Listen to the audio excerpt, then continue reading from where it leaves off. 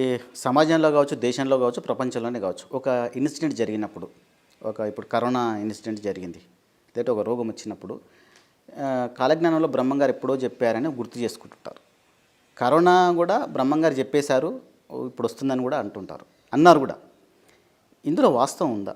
అంటే నేను వాస్తవానికి దాంట్లో పిహెచ్డి చేయలేదు, నేను కాలజ్ఞానం మీద ఎక్కువ రీసెర్చ్ చేయలేదు, కాబట్టి నేను చదవనటువంటి అంశంలోకి నేను ఎక్కువ వెళ్ళను.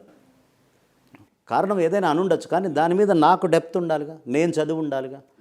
నా ప్రాంతంలో లేనటువంటి విషయం కాబట్టి దీని మీద ఎక్కువగా నేను కామెంట్ చేయలేను.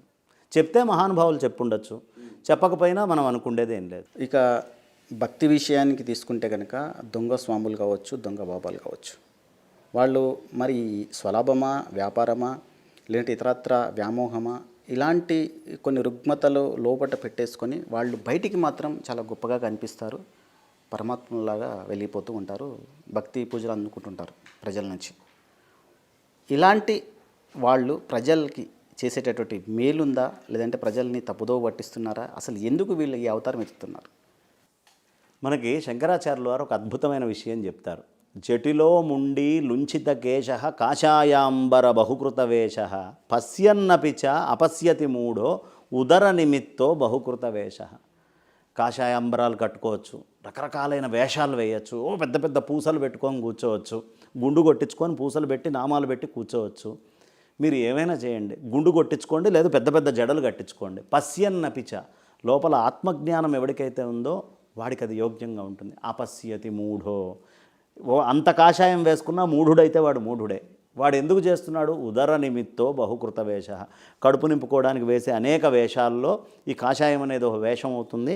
ఇలాంటి వాళ్ళు కూడా భవిష్యత్తులో ఉంటారు అనే విషయాన్ని ముందే గ్రహించి శంకర భగవత్పాదాచార్యులు వారు మనకి ఈ రకమైనటువంటి వ్యవస్థని క్రియేట్ చేశారు. సో అలా ఆదిశంకరులు వివరించారు మనకి. ఆయన ఏం చెప్తారయ్యా అంటే, కేవలం కడుపు నింపుకోవడానికి తప్ప ఈ వేషాలు దేనికి పనికిరావు. ఆత్మజ్ఞాన విహీనా మూఢా స్తేపచ్యంతే నరక నిగూఢా.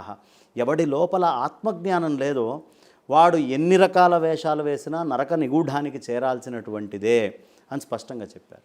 ఇప్పుడు ఇంకొక సమస్య ఏంటంటే, ఈ స్వామీజీలు, దొంగ స్వామీజీలు, దొంగ బాబాలు, వీళ్ళందరూ రాజకీయ అండతో ధనం కోసము, ధనాన్ని మెయింటైన్ చేయడం కోసం చాలామంది పుట్టుకొస్తున్నారు.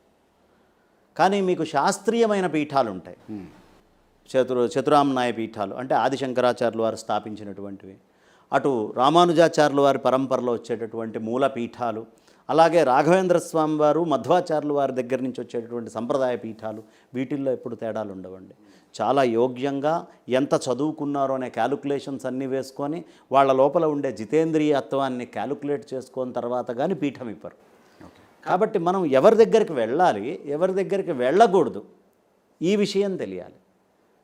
మనకేమైపోయిందంటే ఈ మధ్యకాలంలో నాకు ఈ కోరిక ఉంది, ఈ కోరిక ఈయన దగ్గరికి వెళ్తే తీరిపోతే ఈయనే నాకు గురువు, లేదు నాకు ఈ సమస్య వెళ్ళిపోతే ఈయనే నాకు గురువు అనేటటువంటి భావనే తప్ప, ఏ జ్ఞానాన్ని ఈయన ఆశ్రయించి ఉన్నాడు, ఎలాంటి జ్ఞానము ఈయన లోపల పరిఢవిల్లుతూ ఉంది, నేను జ్ఞానం నేర్చుకోవడం కోసం నాకు గురువు కావాలి అంటే, ఎప్పుడు జ్ఞానం కోసం పరితపించి మాత్రమే గురువుని పెట్టుకోవాలి. ఏదో పైన మాట్లాడటానికి గురువు అనేటటువంటిది కాదు. గురువు అనేది ఒక గొప్ప పదవి. కాబట్టి మీరు ఎలాంటి యోగ్యమైనటువంటి గురువు కావాలో తెలియాలి. గురువులు రెండు రకాలు, మన పూర్వం నుంచి మనకు చెప్తున్నారు. బోధ గురువు, బాధ గురువు. బోధ గురువు మనకేం కావాలో అది బోధిస్తాడు.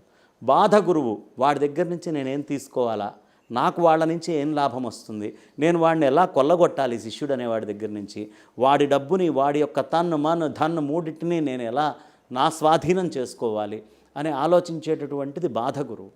సో మనం బోధ గురువుల గురించి వెతుక్కోవాలి.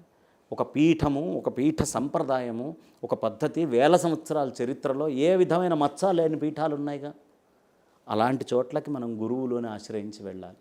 ఎక్కడికి పడితే అక్కడికి వెళ్ళకూడదు. అలా ఎక్కడికి పడితే అక్కడికి వెళ్ళటం అనే జనం వీక్నెస్ ఉన్నంత దాకా దొంగ బాబాలు, దొంగలు చాలామంది పుట్టుకొస్తారు. పూర్వము ఎవరు స్వామీజీగా ఉండాలి అన్నా పైన ఉండేటటువంటి పెద్ద పీఠాల దగ్గరికి వెళ్ళి పరీక్ష ఇచ్చి, ఆ పరీక్షలో ఉత్తీర్ణులైతే తప్ప ఆ ప్రాంతంలో వాడికి సంచారం చేయడానికి, శిష్యుల దగ్గర నుంచి స్వీకరించడానికి హక్కు ఉండేది కాదు. కానీ ఇప్పుడేమైపోయింది, స్వతంత్రం వచ్చిన తర్వాత ఎవడి సొంత పీఠ వాడిది, ఎవడి పీఠం వాడు వేసుకుంటున్నాడు. ఆ పీఠం అనేది ఒకటి పెట్టుకోవడం, ఓ రాజకీయ నాయకుడిని ఆసరాగా తీసుకోవడం, ఆ రాజకీయ నాయకుడితోటి డబ్బులు, లావాదేవీలు, వ్యవహారాలు ఇవన్నీ గడుపుకుంటూ వెళ్ళిపోవడం, ఇదే జీవితం అని వాళ్ళు బతకటం. అర్రెర్రే ఇంత గొప్ప అయినటువంటి పదవిలో ఉన్న వాళ్ళే ఆయన్ని ఆశ్రయిస్తున్నారంటే ఆయన ఎంత గొప్ప నాయకుడు, ఎంత గొప్ప స్వామీజీ అయితే ఆశ్రయించారు అనేటటువంటి భ్రమలోకి జనం వెళ్ళటం. కాబట్టి ఇలాంటివన్నీ కూడా దోషభూయిష్టమైనటువంటివి. మనం తెలుసుకోవాలి ఏది పద్ధతిగా వేల సంవత్సరాల నుంచి. ఓ చరిత్ర చూస్తాంగా, ఓ చిన్న ప్రోడక్ట్ కొనాలి అంటే ఆ కంపెనీ రెప్యుటేషన్ అంతా ఎప్పటి నుంచి ఉంది, వాడు మెయింటైన్ చేసే నామ్స్ ఏంటి, ఇవన్నీ చూస్తున్నాం. కానీ ఒక ఆధ్యాత్మికతకి నామ్స్ చూస్తున్నామా? నామ్స్ చూడట్లా.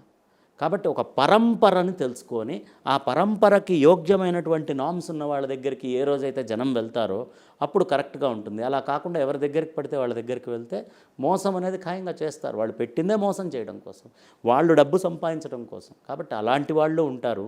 యోగ్యమైనటువంటి వాళ్ళు కూడా చాలామంది ఉంటారు. యోగ్యమైనటువంటి వాళ్ళు చాలామంది అసలు ఆహారాలు ఏమీ లేకుండా హిమాలయాల్లో బాగా మంచుల్లో కూర్చొని చేస్తున్న వాళ్ళు ఉన్నారు. పీఠాలలో నిష్కామంగా కూర్చొని చేస్తున్నటువంటి వాళ్ళు ఉన్నారు. ధర్మం కోసమే పరితపిస్తూ ఉన్నటువంటి వాళ్ళు ఉన్నారు.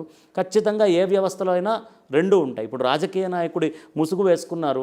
రాజకీయ నాయకుడు అంటే ఏమిటి? సంఘసేవ అనేగా వాళ్ళు చెప్పేది. సంఘసేవ అనేటటువంటి ముసుగు వేసుకున్నారు, కానీ వాళ్ళు చేసేటటువంటివన్నీ ఏమిటి? అన్నీ థర్డ్ క్లాస్ పనులే కదా. ఏ మాఫియా చేయాలో ఖద్దరు మాత్రం బయటకు కనిపిస్తూ ఉంటుంది బ్రహ్మాండంగా. ఇప్పుడు ఈ మాఫియా అనేది రాజకీయాల్లో ఉంది కాబట్టి కాన్స్టిట్యూషన్ తప్పు, మీరు చేసినటువంటి వ్యవస్థ తప్పు అనడానికి వీల్లేదు. కాన్స్టిట్యూషన్ రైట్ అయినా దాన్ని అడ్వాంటేజ్ తీసుకొని సంపాదించేటటువంటి వాళ్ళు ఉన్నారు. అది దీంట్లో ఉన్నట్టుగానే మిగతా దాంట్లో ఉన్నటువంటి దాన్నే డబ్బు ఎందులో ఉంటుందో అందులోకి ప్రతి దాంట్లోకి వాళ్ళు వెళ్తూ ఉంటారు. ఆ డబ్బుతోటి వెళ్ళేటటువంటి దానికి నియంత్రణ లేదు. ఇవాళ ప్రభుత్వం చేయాల్సింది పెద్ద పీఠాలకు ఆ నియంత్రణను ఇచ్చేయాలి. అయ్యా మీరు ఎవరు స్వామీజీ అని చెప్తారో వాళ్ళనే మేము అంగీకరిస్తాం. శంకరాచార్యులు వారి సంప్రదాయం చెప్తున్నారా? ఇదిగో పలానా శృంగేరి వెళ్ళండి, పూరి వెళ్ళండి, ద్వారక వెళ్ళండి, బదరి వెళ్ళండి, వాళ్ళ దగ్గర నుంచి ముద్ర వేయించుకొని వచ్చి మీరు ప్రచారం చేయండి. మీరు ఏదైనా తప్పు చేస్తే ఆ పీఠం కూడా రెస్పాన్సిబుల్. కాబట్టి ఒక బాధ్యత ఉంటుంది. అలాగే రామానుజ సంప్రదాయమా, మీరు జియర్ స్వామి వారి దగ్గరికి వెళ్ళండి, అక్కడ నేర్చుకోండి. లేదు ఇంకొక పెద్ద జీయం గారి దగ్గరికి వెళ్ళండి, చిన్నజీయర్ గారి దగ్గరికి వెళ్ళండి, వానమామలై మఠానికి వెళ్ళండి, వేదాంత దేశికాచార్య సంప్రదాయానికి వెళ్ళండి, ఇలా ఉంటుంది. అదే మధ్వాచార్యానికి వెళ్ళారు, వెళ్తే మీరు రాఘవేంద్ర స్వామి మఠానికి వెళ్తారా, లేదా విశ్వేశ్వర తీర్థస్వామి వారి దగ్గరికి పేజావర పీఠానికి వెళ్తారా, వాళ్ళ దగ్గర నుంచి ముద్ర తెచ్చుకొనే ఇది ప్రచారం చేయండి. నీది కొత్త సిద్ధాంతమా, నీ సిద్ధాంతం ఏమిటో చెప్పు, ఆ పెద్దల దగ్గర కూర్చొని వాదించు, నీది కరెక్ట్ అయితే వాళ్ళు కనుక ఓకే అని ఒప్పుకుంటే అప్పుడు నీ సిద్ధాంతాన్ని స్థాపించు. ఇవేవి లేవు. ఇష్టారాజ్యం భరతుడి పట్నం, రాత్రికి పీఠాలు పుట్టుకొస్తున్నాయి. కాబట్టి ఎప్పటిదాకా ఈ వ్యవస్థని రెగ్యులరైజ్ చేసేటటువంటి విధానము రాజ్యాంగంలో ఎలా అయినా లేదు. కొన్ని హక్కులతోటి జడ్జిమెంట్లు ఏవైనా తెచ్చుకోనైనా ఇలాంటి దొంగ బాబాలు ఎక్కువయ్యారు కాబట్టి దీనికి కూడా నియంత్రణ ఉండాలని కోర్టు నుంచి జడ్జిమెంట్లు తెచ్చుకోనైనా ఆ యోగ్యమైనటువంటి వాళ్ళనే పీఠాధిపతులుగా మనం ఏ రోజు చేసుకుంటామో ఆ రోజు వ్యవస్థ అంతా బాగుంటుంది.